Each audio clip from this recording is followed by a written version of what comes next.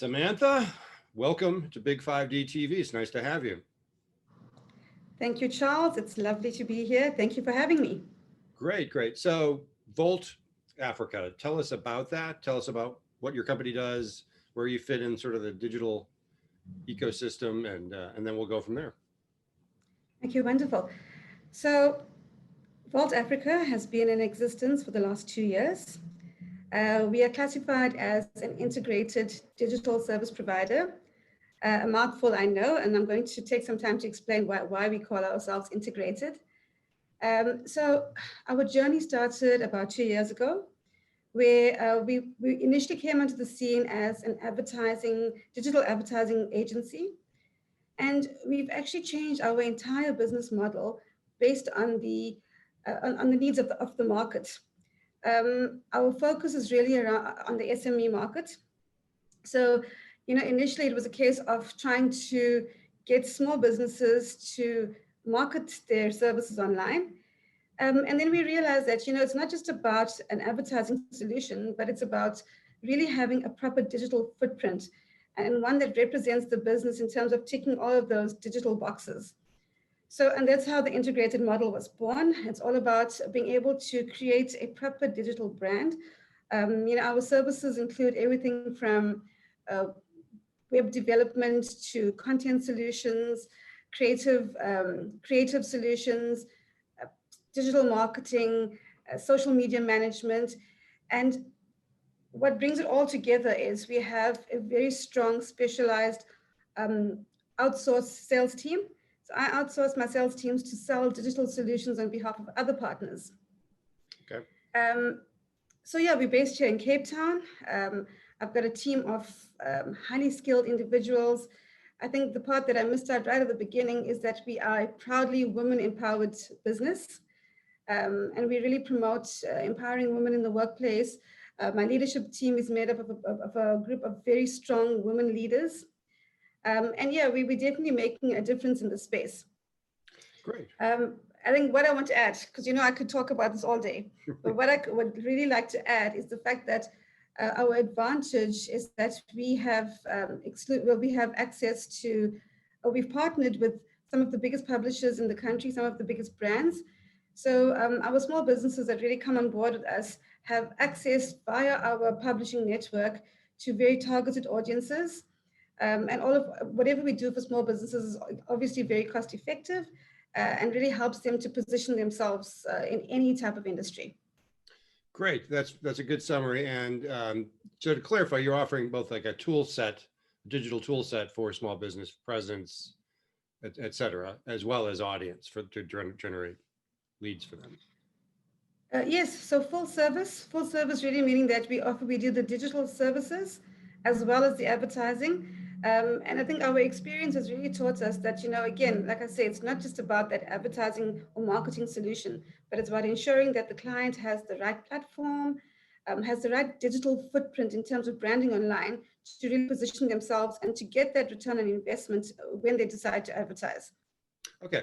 And your digital services, is this partner driven, or do you internally develop many of these solutions? For example, are you integrating outside external partners, or are you building these solutions yourself? So everything's in-house. My team, I call it the Volt universe. It's made up of a very integrated team of skilled individuals. So our product development, our service development, our service offerings, all developed in-house. And again, like I say, it's based on the needs of the market. So depending on, I think, and that's what makes us really quite unique, is that we are very agile. We respond to the needs of the market. When we see a client has a need, I'm not very keen on outsourcing it. I'm keen on developing it because, the South African economy is we're well poised to really assist small businesses in the digital space. So I keep all my services in-house to ensure that I can scale it when the need comes. Okay, that makes sense. So obviously you've been around 2 years, which is, in the life cycle of a business, that's, I would say you're a toddler, right? Or perhaps Absolutely, yeah. Absolutely. So that's a precarious position to be in when a pandemic ensues, like we've just been through. How have you, also the SME focus, I suppose can be spun as both an opportunity and a risk factor in terms of, you know, the market you're serving. They have great need, but also great distress during a time like this.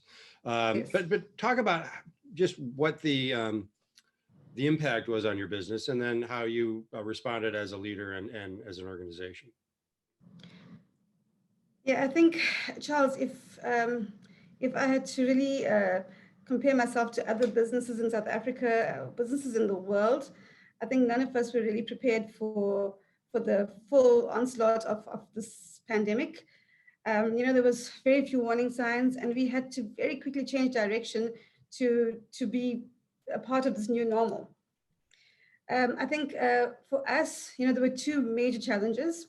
The one was for us to really minimize our downtime. So when the virus struck and it was a case of everybody moves into remote working, I think, you know, for clients like businesses like us that are client facing, it's something that we had never imagined. So I had to get my entire team of every business unit, every support unit working remotely.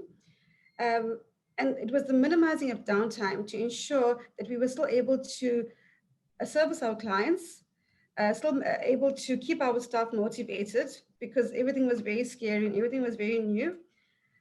So it was about minimizing, acting as fast as possible, being as agile as possible, changing strategy, changing KPIs, just to ensure that we were able to have this consistent service. That was the first challenge, was the downtime. The second biggest challenge, and I think, again, for most businesses out there was, you know, I think at the beginning of a hard lockdown where everything shut down, there was an issue of trading. So there was an issue in terms of trading taking an impact, both for Vault Africa as well as our clients. So it was, you know, I think the first expense that was cut was the marketing budgets, because it was a case of, you know, let's put a break on marketing and see what happens. Right. And I think clients were expecting it to be a 1 month or 2 month, and then life goes back to normal. And I think for us, really, we had to go in there to convince clients that, you know, this is a case of you need to keep your brand out there, you need to survive, and to give them the tools to help them to do that. How easy a case was that to make? I'm sure not a very easy case. Yep. And just to clarify, you're focused on the SME market. Is it at the sort of larger end of that, sort of the multi-location businesses that are sort of the large end of the small business market? Are you dealing with very small, or is it the spectrum? So it's across the spectrum. It's across the spectrum. I say SME because I think that's the large part of the South African market that really needs digital development. But in terms of our client base, it's all types of clients, small, large, medium, it's large corporates. And you know, I think if I could really put it into context, every business has a different digital requirement. We've now sort of created this ecosystem that supports small business because of the need in the market. But our product offering, it's there to assist every level of business. Okay. If that answers your question. Yes, it does. So again, you know, always a struggle to convince a business that advertising actually is a good thing to sort of lean into during a rough patch. Mm-hmm. But it's generally true, unless you're maybe there were small businesses that simply couldn't trade at all. And so that's probably a harder case to make. But again, you can say, well, the brand still needs to survive this, even if you mm-hmm. are fully shut down for a while. But what I'm curious about is what sort of, when you looked at your product stack pre-pandemic versus when the pandemic hit, what gaps did you see in your products, if any? And how did you respond? Did you have to sort of ramp up any new products quickly in order to respond to need that was unique to the pandemic? Interestingly enough, I think, again, because our business model was born out of the SME market and born out of a deep understanding of the SME market, pre-COVID, we had already done a complete reevaluation of our product mix to cater for the small business.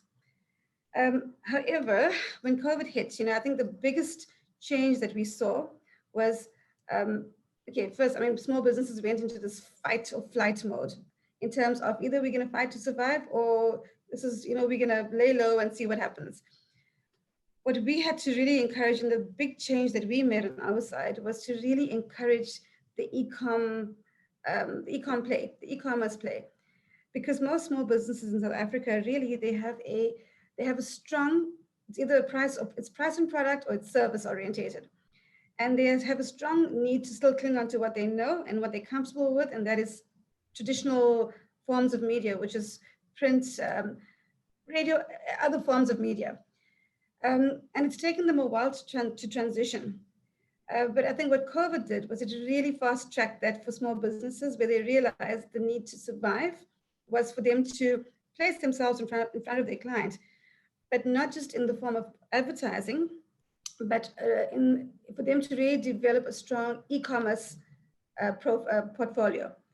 And so what we did, we partner with one of the largest e-com platforms in South Africa. Can I name them? Sure, by all means. Yes, so we partner with Loot, and Loot has a extremely buoyant marketplace in terms of servicing a highly qualified database of buyers and sellers. So what we did for our small businesses as part of our value proposition is we encourage our small businesses to set up a store on Loot. And again, it's all about, showing your customer you care, and it's not just about at the worst, at a time of crisis, for them to incur further cost. So we set them up on the marketplace on Loot, where they could open up a free store, they could set up store, they could upload their products, and they had access to this full, distribution network as such. And that was for us a key move to assist businesses without them incurring costs, to assist them to sort of transition into an e-commerce environment. And once they were on the environment, it was all about, okay, so now you're there, you set up your store. How do we get people to actually come find you? How do we bring feet through your stores? And I mean, that's the language you speak with small businesses, because for them, it's all about having feet coming through their doors. And so that's where digital marketing came in.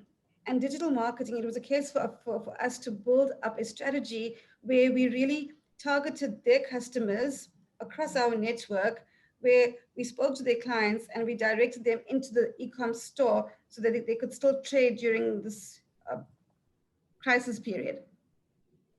Okay. So the one was our strong play on e-com, and the other was, it's a whole journey, Charles. It's a journey with these clients, because the moment you get them to really buy into that digital model of living in an e-com environment, it's then about, they evolve, the client evolves. They understand the power of digital. They understand that it's very measurable. They see the value. And over the last, I'd say 3 months for us, it's been a case of once you're on the platform, you need to now build your own footprint. So it's about building your own brand. It's about creating products, and really entry-level products for SMEs to set up their own website, even if it's a one-page website, to set up a social media presence, to market through social media, but all, like I say, really taking it in baby steps, helping them to see the value and building their businesses organically for them to have a really sustainable business model. So all that's very interesting. And what it kind of suggests is something I've had conversations with others about, is this notion of digital acceleration, where, prior to this sort of catalyst, many small businesses might have had a web presence, they might not have. Certainly were trading online. They might not have been doing much digital marketing, if any. Sort of a very light, if any, digital footprint. Suddenly, a few months becomes a few years in terms of the development. And so I guess I'm asking you to sort of confirm that observation in your own clients. But then on top of that, I'm very curious, with this sudden adoption of e-commerce, candidly, how effective has it been, given that it was so new and so sort of unfamiliar to small businesses? Did it actually make it? I'm sure it did in certain cases, but it did in general. Did it make a meaningful difference in helping small businesses through the crisis? I would say it made an extremely meaningful difference in their trading, because it enabled them to transact on a very low cost base, or no cost base, because your e-com platforms that offer a marketplace solution, it's performance based. So you come in with a zero cost base, it's performance based. So they really had nothing to lose. And I think again, Charles, it's really about giving them that opportunity or creating the awareness of that opportunity. But then it's about speaking to their clients. It's about having a really good understanding of your client in terms of their objectives. And for me, I would say we are the one thing that drives every employee at Vault Africa is the fact that we are performance-based business. And performance-based in terms of it's not just about creating a solution, but it's about measuring that solution. And if it doesn't work, it's to change direction. So for our clients, we are really committed to making it work. It's for changing that mindset. And if something doesn't work, it's about changing direction until we get the desired result. So I would say for small businesses who currently operate within a brick and mortar environment, entering into an e-com space, it's about working with an agency that really is going to take your needs into consideration and constantly change direction, change strategy. I always say, don't stick the course if it's not delivering results. Change direction, try new things, test different markets. It's all about working within a data-driven environment, and we're extremely data-driven. And that whatever we do, it's always based on the data will inform our decisions. So I would never be able to sit here and say to you, no, it didn't work for small businesses, because we make it work. Hi there. Our website's part of your SMB SaaS offering. At Mono, we're dedicated to guiding our partners on everything around websites. So whether you're looking for a do-it-yourself solution, collaborative do-with-me approach, or full-service do-it-for-me setup, the Mono platform delivers the ultimate technology to help you and your small business clients grow. Beyond websites, Mono also offers a variety of SMB-friendly digital marketing solutions. Want to know more? Reach out to us. Mono, we drive business. So Samantha, what is your outlook for the economic recovery in South Africa, particularly around small business? I've heard some fairly pessimistic outlooks from others, and I'm just curious how you see it. Look, I'm a naturally optimistic person, and I think throughout COVID, we've had to be extremely optimistic, and we've had to encourage small businesses to fight to stay alive. But in terms of the economy for small business, and in terms of the recovery for small businesses, I think with our government being so, and again, this is a very positive statement. With the government being so proactive in terms of the way we manage the virus, we've managed to get the country back into a very stable point as far as us moving into level 1, which has dropped a lot of the restrictions. And I think if I can speak to our clients specifically, the dropping of the restrictions and allowing people to get more into the new normal way of actually operating. So still taking all the precautions, but getting into a new normal where businesses can trade. I've seen an upswing. So definitely, if small businesses are able to transact in a semi-normal state, there's definitely an opportunity for them to recover. However, it's again proven the need for small businesses to create that digital footprint. Without the digital footprint, they're operating in a space that is still very traditional, and it's difficult for clients to reach them. Yeah. And I think, just to add here, I think small businesses to really recover from this pandemic, everyone's taken a knock, but for them to recover, they really need to reach their clients. Buying behavior has moved online. I was just going to ask, is this a change? Consumer behavior has changed in permanent ways as well, and that's what's driving. It's one thing to say we have to go online to get through the pandemic. Yes. Another thing to say everything is changing, including consumer demands, and it's important for small businesses to recognize that. Look, the data does not lie. The data is showing us that during the pandemic, our traffic has gone through the roof across our publisher network. But the user engagement is extremely high, and the data is telling us that the buying behavior is online, and we can track it down to actual category, actual industry. So, we're able to tell, regardless of which industry you are, we are able to tell exactly where your buyer is online, and be able to position your brand in front of the client. Again, it's all about return of investment for our client. So we make sure that we keep it as targeted as possible. So yeah, I'm not sure, I actually forgot the question, but I think I'm hoping that answered it. Well, it was essentially has a change in consumer behavior driven a sort of Yes. permanent change in how small businesses trade. And I think you have answered that. So, Okay. okay. So a couple more things.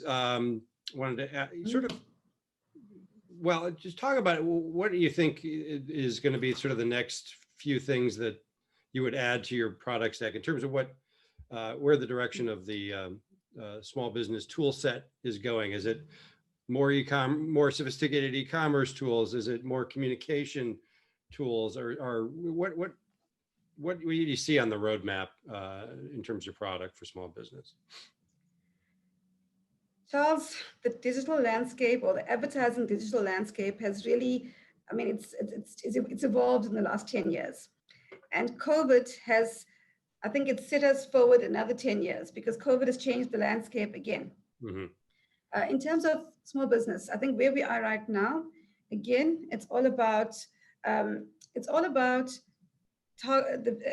taking a very targeted approach. When I say targeted approach, it's about them putting themselves in front of the right audience.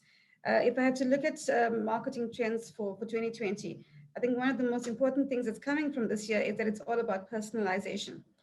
Personalization in terms of making sure that your messaging is not just this, spray and pray sort of mentality, but it's about speaking to your targeted audience, finding innovative ways to speak to your targeted audience.